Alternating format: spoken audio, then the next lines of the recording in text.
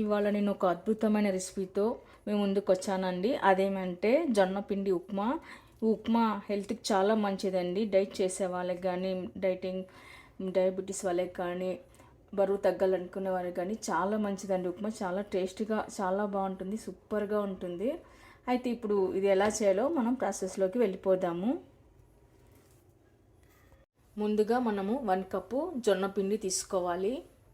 ఇప్పుడు మనం కడాయి పెట్టుకుని అందులో 1 టేబుల్ స్పూన్ ఆయిల్ వేసుకోవాలి. తర్వాత ఆవాలు, జీలకర్ర, మినపగుళ్ళు వేసుకోవాలి. చిట్టపట్టమన్న తర్వాత కరివేపాకు, onion, green chilli, carrot, tomatoes.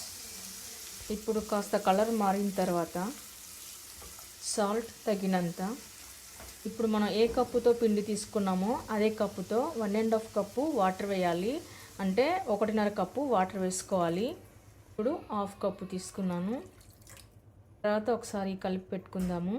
ఇప్పుడు వాటర్ ఇలా మరిగేటప్పుడే మనం తీసి పెట్టుకున్న పిండిని వేసుకోవాలి. ఆ తర్వాత కలుపుకొని పెట్టుకోవాలి. పిండి ఎక్కడ ఉండలంటకుండా మనం బాగా కలుపుకొని పెట్టుకోవాలి.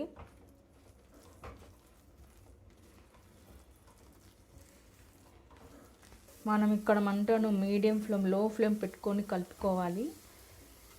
ఇలా మొత్తము కలుపుకొని పెట్టుకోవాలి. ఆ తర్వాత 1 నిమిషం పాటు సిమ్లో పెట్టుకోవాలి.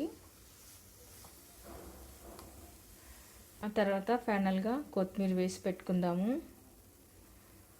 ఇప్పుడు మనం ఈ ఉప్మానంతా ఒక ప్లేట్లోకి తీసుకొని పెట్టుకుందాము.